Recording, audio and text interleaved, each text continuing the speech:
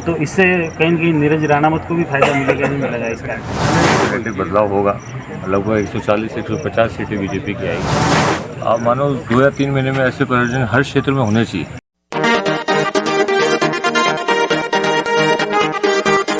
हाल ही में तमिलनाडु के मुख्यमंत्री और उनके बेटे का एक बयान आया था कि सनातन धर्म को ख़त्म कर देंगे, और इसके बाद में पूरे देश भर में इस पे चर्चा हो रही है, तर्क वितर्क हो रहे हैं, अलग अलग कार्यक्रम हो रहे हैं, विरोध प्रदर्शन हो रहे हैं। इसी बीच में ये देखा जा रहा है कि शहर हो या ग्रामीण क्षेत्र में सनातन धर्म से संबंधित जो कार्यक्रम है वो सब जगह लगातार हो रहे हैं, और इसका विरोध भी हो रहा है कि आखिर ये जो उनका बयान था वो किस तरह से, ख़ास तौर से वो जो गठबंधन है इंडिया से, जो इंडिया का दल है उससे भी हैं, तो उसको लेकर कांग्रेस के प्रति भी आक्रोश जताया जा रहा है बीजेपी की तरफ से, और विरोध प्रदर्शन भी किया जा रहा है। और इसी के बीच में राजसमंद जिले की बात करें तो राजसमंद की आमेठ शहर में एक बड़ा धार्मिक आयोजन होने जा रहा है। इस धार्मिक आयोजन में हज़ारों लोग जुटेंगे और संत महंतों का आशीर्वाद भी मिलेगा। ये अनूठा आयोजन करने जा रहे हैं समाजसेवी कुंभलगढ़ विधानसभा क्षेत्र में भाजपा के दावेदार भी हैं नीरज सिंह जी राणावत। नीरज जी, ये कैसे अचानक आपने इस तरह का ये धार्मिक आयोजन कैसे आपने मन में आया और क्यों करना चाहा?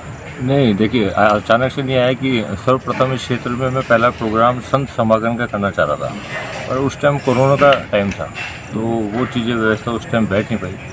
तो एक कंटिन्यू क्षेत्र में जो मेरे जितने भी मेरे स्कीम्स हैं, प्रायोजन चल रहे हैं, उसमें व्यवस्था ज़्यादा रही। मैंने कहा ये उचित टाइम था कि कृष्ण जन्माष्टमी और श्रीनाथ जी की ये पावन धरती है, तो इसमें मैंने कृष्ण जन्माष्टमी को उपलक्ष्य में मैंने ये सोचा, और गुरुदेव ने इसका बोला कि नहीं इसमें किया जाए, उनके आशीर्वाद से हमने तय किया। क्या पूरा कार्यक्रम, क्या थोड़ा सा उसकी आप?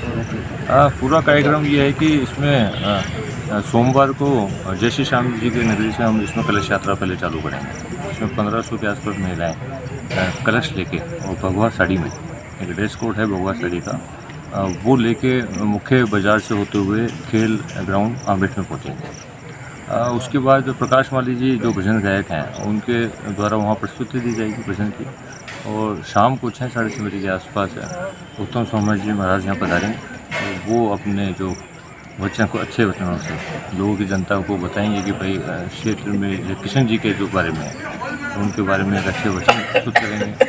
और उसके बाद हमने ये भी सोचा है कि भाई वहीं पर हनुमान चालीसा का एक हम सामूहिक पाठ भी करें, तो उसमें भी एक चीज़ ये भी ऐड किया, तो वो भी हम करेंगे पूरी जनता के साथ मिलकर। उसके बाद फिर हमने महाप्रसादी का आयोजन किया। बिल्कुल, एक यूँ लग रहा है कि जैसे लोगों को सनातन धर्म के प्रति जोड़ने की और सनातन का जन जागरण आप कर रहे हैं। हाँ, नहीं देखो, जन जागरण का नहीं है, हिंदू हैं हम, सनातन से हम जुड़े हुए हैं, तो उस पर जोड़ने के पहले से जुड़े हुए हैं लोग बाग। पर यह है कि आप मानो 2 या 3 महीने में ऐसे परिवर्तन हर क्षेत्र में होने चाहिए, हर क्षेत्र में होने चाहिए, जिससे आजकल की जो युवा पीढ़ी है उनके मन में भी धर्म के प्रति अपनी भावना जागे। तो ऐसे आयोजन सबको करने चाहिए, मेरा मानना है। अभी हाल ही में तमिलनाडु के जो मुख्यमंत्री हैं उनके बेटे, और वो भी खुद मंत्री हैं उदय जी, उन्होंने जो बयान दिया है कि सनातन धर्म खत्म कर दिया जाए, उसको क्या कहें? देखो, वो लोग ना तो सनातन को समझ सकते हैं और ना सनातन की विचारधारा को समझ सकते हैं, और कांग्रेस इससे पहले भी कई बार ऐसे बयान दे चुकी है। तो उन लोगों के, मेरा मानना तो ये कि उन लोगों के बारे में बात करना भी हमारे लिए बहुत दुखद बात है, करनी नहीं चाहिए ऐसी बात। उन लोगों को, मेरे को नहीं लगता कि भारत में रहने के बाद और भारत में रहने के बाद ऐसी मानसिकता के लोग, उनको सोचना चाहिए, और जनता उनको अगली बार सबक सिखाएगी इस चीज़ को। अभी इसी बीच में कांग्रेस का भी एक बयान आया कि जैसे इन्होंने जो गठबंधन किया है इंडिया कि बीजेपी की तरफ से, अब वो इंडिया, ये चर्चा में चल रहा है कि संसद सत्र में उसको इंडिया को ख़त्म करेंगे और भारत नाम रखेंगे, तो कि इस उनका गठबंधन हुआ इसलिए बीजेपी ऐसा कर रही है। नहीं, ऐसा नहीं है, मैं बताऊँ आपको। एक्चुअली देखो, सत्ता उनकी आ नहीं पा रही, विपक्ष की सत्ता आ नहीं पा रही। मोदी जी बहुत मजबूत देश में एक अपने कद्दावर नेता हैं और पूरे विश्व विख्यात बन चुके हैं। तो अब इन लोगों के पास सेकंड कोई प्रायोजन है नहीं कि वह हम किस एक प्रायोजन से हम आए, तो इन्होंने इंडिया नाम निकाल दिया। अब इंडिया नाम निकालने से कोई मतलब नहीं है, क्योंकि भारतवर्ष पुराना अपना नाम है और भारत होना भी चाहिए सब चीज़। मेरे ख्याल से आप भी ये चीज़ को मानेंगे कि भाई इंडिया की जगह हम भारत ही बोले जाएँ, इस चीज़ को आप भी डिनाई नहीं करेंगे। नहीं, दुनिया में ऐसा कोई देश भी और नहीं लगता है कि जिसका दो दो नाम हो, इंग्लिश में अलग में, हिंदी में। हाँ बिल्कुल नहीं है, वो तो ये लोगों ने पहले रखा इंडिया और भारतवर्ष, हम लोग पूर्ण भारतवर्ष बोला जाता था। तो अगर उस संस्कृति को हम वापस लेके आ रहे हैं तो इसमें बहुत अच्छी चीज़ है कि इसका पहल कदम बीजेपी उठा रही है। आप सोशल वर्क से भी जुड़े हुए हैं, कुंभलगढ़ क्षेत्र में अलग अलग क्षेत्र भी देखा, तो इसमें यूँ लगता है सनातन धर्म और हिंदुत्व राष्ट्र या भगवा की बात करें तो ये इसको लेकर अब जो युवा पीढ़ी जुड़ रही है इन कार्यक्रमों में, और कार्यक्रमों की अधिकता हुई बहुत ज़्यादा। और आप मानोगे ये चित्तौड़ वाला पूरा प्रांत है, उदयपुर है, मेवाड़ की धरती है, यहाँ पे तो सनातन लोगों के खून में है। अब खून में है क्योंकि मैं तो इतने क्षेत्र में घुमा हूँ, यहाँ पे जो भक्ति भाव का जो वातावरण है, रात रात को 1-1, 2-2 बजे तक आप देखो, हर गांव में आपको डेली कम से कम 5-10 गांव में ऐसे प्रायोजन आपको देखने को मिलेंगे। और ये भी मानना है कि आज के युग में जो भी नेगेटिविटी है, तो इन सब चीज़, ये सब चीज़ को प्रयोजन हो रहा है, उसी से सब चीज़ दूर है। जो बैलेंस हो रहा है ना, वो ये सनातन धर्म से और ये पूजा पाठ भक्ति इसी से है, और ये होना चाहिए। बिल्कुल। इसमें यूँ सनातन धर्म तो सबको साथ लेके चलने वाला है, लेकिन कुछ असामाजिक तत्व जो इसको गलत दुष्प्रचार कर रहे हैं या इसके खिलाफ जो बोल रहे हैं, इन पे क्या लगता है, इसके लिए कोई कठोर कानून बनना चाहिए या इस तरह की कोई कानून? देखो, मैं आपको पहले भी बोला कि वो लोग सामाजिक प्राणी है ही नहीं, और अपन को लगता भी नहीं कि उनके बारे में हमें बात करनी चाहिए। जो समाज में रहना ही नहीं चाहता, सामाजिक टाइप की उनकी प्रवृत्ति नहीं है, तो उन लोगों के लिए तो आप कानून भी बनाओगे तो वो उसके बड़ा फिर कोई नई चीज़ लेके आएंगे, तो उन बात करना व्यर्थ है उनके बारे में। अभी चुनाव का दौर भी चल रहा है, आप दावेदार भी हैं, आपने जैसे अभी गद्दे नौकाज में आप फर्स्ट बार आप बीजेपी के दावेदार के रूप में बयान दे रहा हूँ, तो ये एक,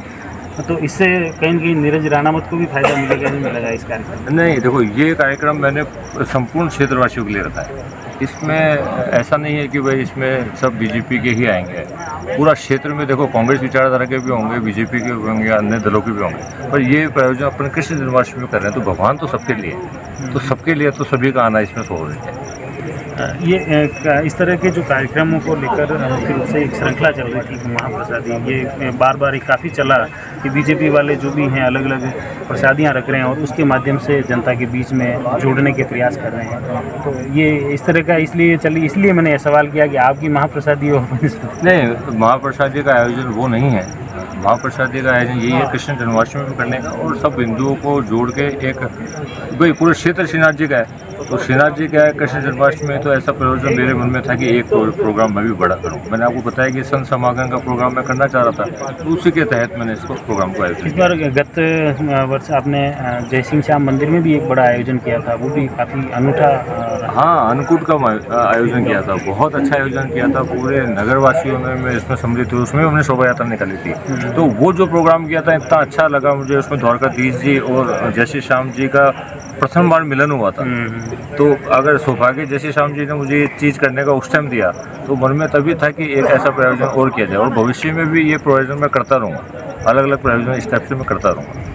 ये जैसे सोशल क्षेत्र की अगर बात करें तो जैसे आपका जो ध्येय लेकर जो फाउंडेशन ट्रस्ट है जो आपने शुरू किया है, उसमें कहाँ तक पहुँचे, आपको क्या लग रहा है? मैं बताऊं कि क्षेत्र में बहुत कमियां थी, तो इससे पहले आप जानते हो, पर जितना मेरे पास आया है, जितने भी प्रयोजन गाँवों से मेरे पास पहुँचे हैं, बहुत हद तक मैं उनको दूर करने की कोशिश की है मैंने। पर ये भी मानो कि मैं अकेला व्यक्ति हूँ और सरकार के साथ मैं अभी जुड़ा नहीं हूँ, तो सब चीज़ों को दूर करना मेरे लिए भी पॉसिबल नहीं है। पर कोशिश मेरी पूरी हुई कि जितना मैं कर सकता हूँ, जितना मैंने उनको बोला, उस चीज़ को मैंने पूरा किया।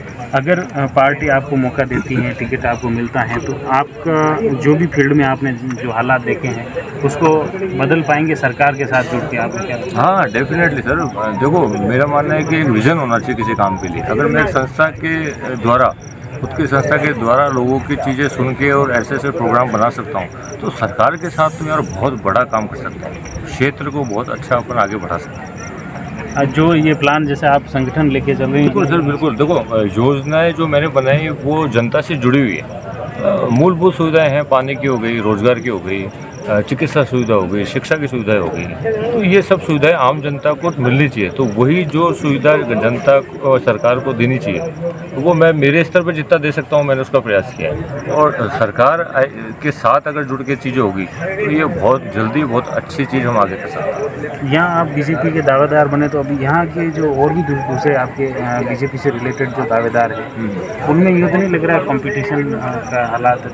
नहीं, कंपटीशन कुछ नहीं। मैंने प्रोग्राम में सभी को बुलाया, सभी आएंगे उसमें। प्रोग्राम में ऐसा कोई नहीं, कंपटीशन नहीं है। हाँ, ये है कि लोकतांत्रिक देश है तो सबको मांगने का अधिकार है, मांगना भी चाहिए। बड़ी पार्टी है, वर्ल्ड की सबसे बड़ी पार्टी है, तो उसमें कार्यकर्ता भी बहुत ज़्यादा हैं और सीटें राजस्थान में 200 ही हैं। तो 200 सीटें हैं तो उसमें हज़ारों लाखों कार्यकर्ताओं का ये बनता भी है कि वे टिकट मांगे, और मांगना सबका अधिकार है। वो पार्टी एक डिसीजन लेके जो सबसे साथ जुड़ के मिल के और अच्छा काम किया तो पार्टी सब चीज़ देख के टिकट देंगे, जिसको टिकट देंगे सब मिलकर उनको जिताएंगे। क्या लग रहा है इस बार कुंभलगढ़ की बात करें या राजस्थान की बात करें तो क्या बदलाव? डेफिनेटली सर, डेफिनेटली बदलाव होगा।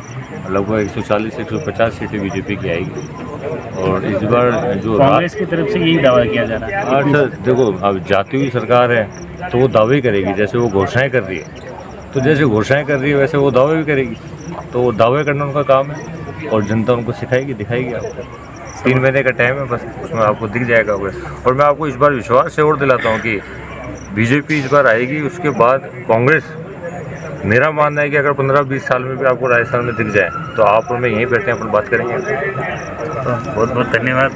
ये एक मुख्य रूप से मेरा सिंह जी राणावत जो आमेर शहर में एक बड़ा धार्मिक आयोजन करने जा रहे हैं। मुख्य रूप से महाप्रसादी हैं, पीछे आप देख सकते हैं संत चरण वंदन भजन संध्या, ये एक भव्य आयोजन हो रहा है। इसमें मुख्य रूप से जो कलाकार रहेंगे प्रकाश वाली इसमें मुख्य भजनों की प्रस्तुतियाँ देंगे। साथ ही संत महामंडलेश्वर अनंत श्री ईश्वरानंद जी ब्रह्मचारी जो गुरुदेव हैं, इसके अलावा भी अन्य संत महंतों का इस कार्यक्रम में समागम होगा और सबका आशीर्वाद भी मिलेगा।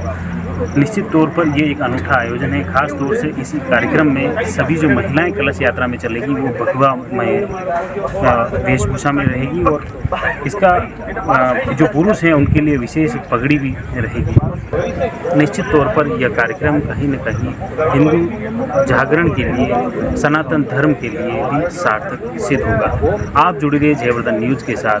धन्यवाद। The Maruti Nandan grand, Nathdwara स्थित एकमात्र ultra luxurious 5 star hotel. Rajsamand जिले की एकमात्र 5 star hotel the Maruti Nandan grand में भोजन की स्वादिष्ट थाली अब सिर्फ 290 रुपए में।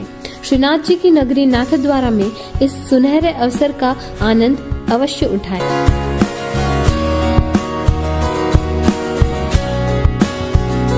मारुति नंदन ग्रैंड, थिंक नाथद्वारा, थिंक नंदन ग्रैंड।